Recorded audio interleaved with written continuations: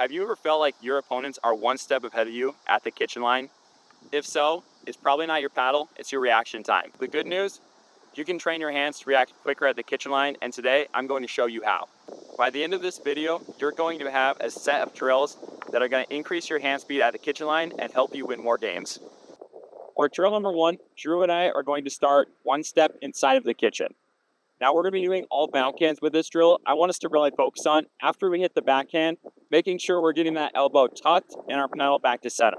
As we're doing this, try not to get overextended. Instead, we keep that elbow tucked and as close to our body. You're going to notice you get a lot more control with the ball when it's close to your body compared to way out here.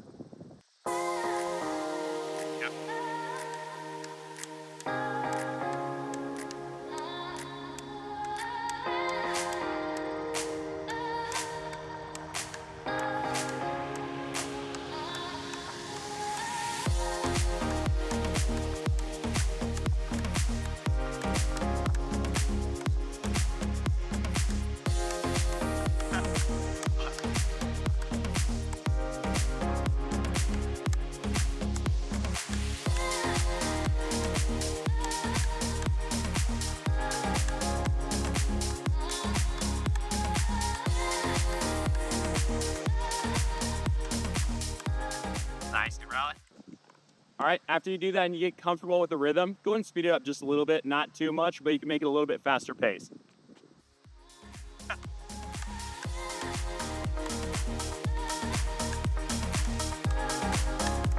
That's bad. Nice, good hand.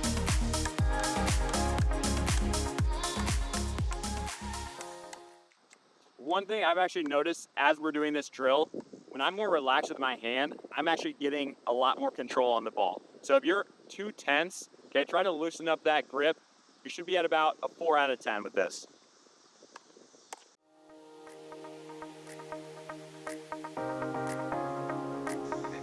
That's getting flipped over. One, winner takes off.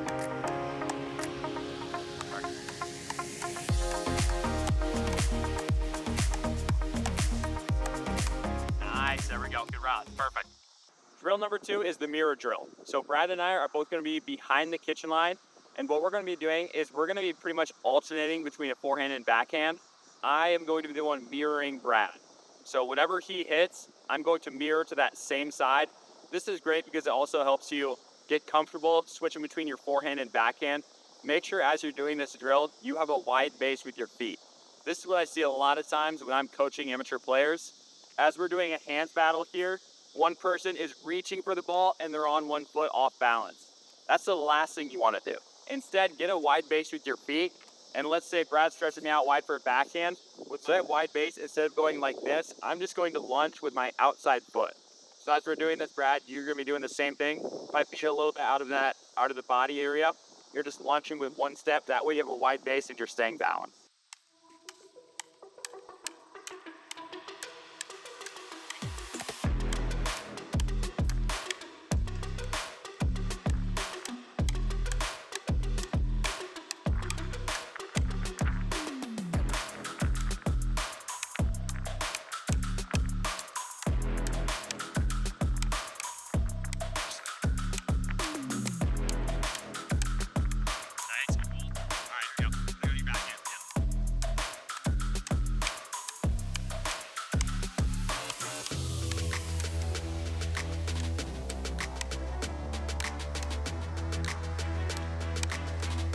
Keep a wide base here, Brad. If you can, try not to overextend and instead let the ball come to you and then just go lean it. Woo! Oh, yeah. Oh, going for the...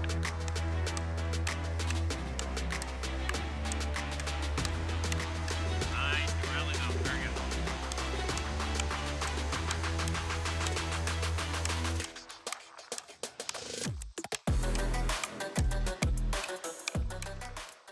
That rally was a good example of why it's so important to keep your elbow tucked, right? If I'm way out here with my arms, it's really tough to open up to a forehand and still defend your body. When you keep that elbow tucked, I can go for the forehand And still, if Brad hits that next ball to my body, it's a lot easier to defend. It's a lot shorter, quicker motion as well. Rip and read is our final drill for today.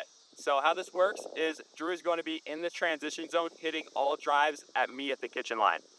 My focus here is as soon as Drew is driving the ball at me, I'm making sure that my paddle stays out in front with my elbow tucked. What I see a lot of times is people overextending, they feel rushed, right? Drew is driving the ball at me, you have a lot more time still than you think. Instead of feeling rushed, stay calm under pressure, keep that elbow tucked, and then at the last second, when that ball is about to meet your paddle, you're leaning into the ball.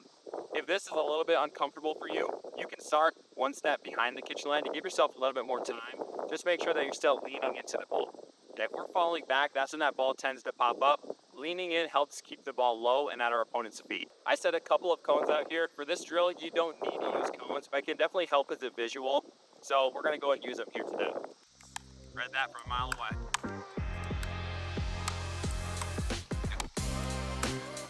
Nice, come on.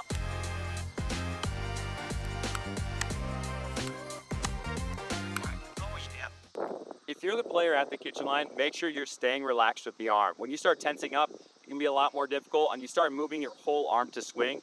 You're gonna notice some of the top players in the world do a great job of this. To increase your reaction speed, they're not moving their whole arm. You lose a lot of time when you're trying to move the whole arm. Instead, keep it out here and just turn the wrist. This is much quicker than this. Good ball, and then you can see it.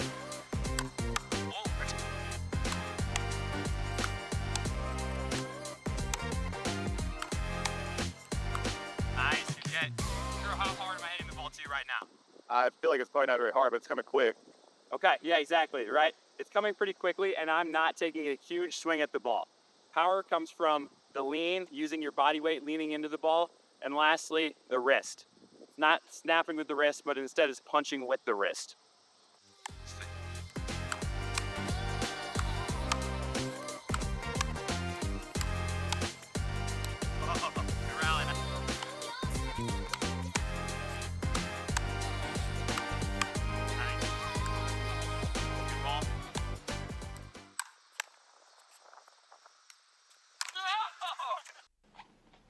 We do not train to be merciful here. Mercy is for the weak.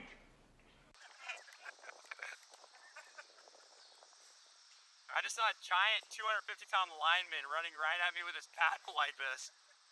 That'd be good.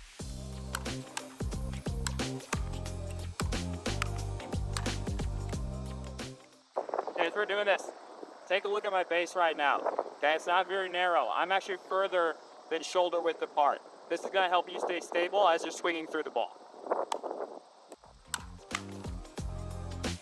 Good shot, Drew. These are good rips, really good. Sorry, I needed a quick trim. Nice. Very good. The wind helped me up.